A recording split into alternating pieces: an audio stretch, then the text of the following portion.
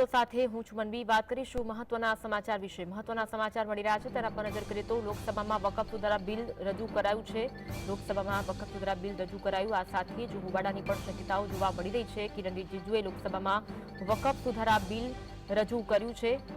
કિરણ રિજિજુએ જણાવ્યું કે ઘણા કાનૂની નિષ્ણાતો, સમુદાયના નેતાઓ, ધાર્મિક નેતાઓ અને અન્ય લોકોની સમિતિ સમક્ષ પોતાના સૂચનો રજૂ કર્યા હતા। 96 લાખથી વધુ યાચિકા અમને મળી છે। 97 લાખથી વધારે સુઝાવ અમને મળ્યા છે। કાનૂની જાણકારો સાથે પણ અમે વિચાર વિમર્શ કર્યો છે। બિલ પર આટલી વ્યાપક ચર્ચા પહેલા કદી જોવા નથી મળી। વકફ બિલને લઈને લોકસભામાં અમિત શાહ દ્વારા પણ જવાબ આપવામાં આવ્યો હતો અને આ સાથે કિરણ રિજિજુ અત્યારે લોકસભામાં આ બિલ રજૂ કરી રહ્યા છે। તેમના દ્વારા જણાવવામાં આવ્યું છે કે આ જોગવાઈઓ ગેરબંધારણીય છે તેવું કહેવામાં આવી રહ્યું છે। કોઈએ કહ્યું કે તે ગેરકાયદેસર છે। આ કોઈ નવો વિષય નથી। આઝાદી પહેલા બિલ પહેલીવાર પસાર થયું હતું।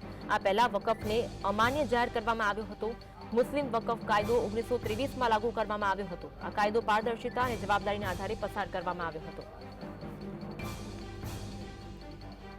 તો સમગ્ર ઇતિહાસ પર નજર કરીશું। વકફ બોર્ડ ક્યારે મળ્યું છે? વકફ બોર્ડ ક્યારે બન્યું? તો 1954માં સંસદમાં બિલ પસાર થયા બાદ વકફ બોર્ડ બન્યું હતું। 1955માં દરેક રાજ્યમાં વકફ બોર્ડ માટે કાયદો બનાવવામાં આવ્યો હતો। 1964માં કેન્દ્રીય વકફ પરિષદની રચના કરવામાં આવી હતી।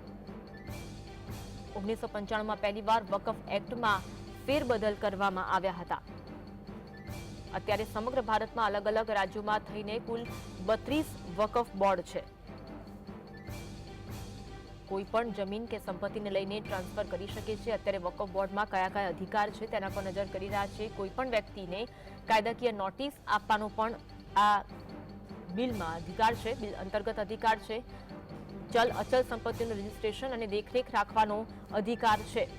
કોઈ પણ જમીન કે સંપત્તિને લઈને ટ્રાન્સફર કરી શકે છે। વકફ સંશોધન બિલમાં કયા સુધારા થયા છે? તો વકફ મિલકતો સંબંધિત બાબતોમાં રાજ્ય સરકાર પોતાનું નિયંત્રણ અને ભૂમિકા જાળવી રાખશે। મિલકત વકફની છે કે નહીં તે નક્કી કરવા સરકાર કલેક્ટર કક્ષાના અધિકારીની નિમણૂક કરી શકે છે। હાલની જૂની મસ્જિદો, દરગાહ કે અન્ય મુસ્લિમ ધાર્મિક સ્થળો સામે કોઈ છેડછાડ કરવામાં આવશે નહીં। ગેઝેટમાં પ્રકાશિત થયાના 90 દિવસની અંદર યાદી પોર્ટલ પર અપડેટ કરવાની રહેશે।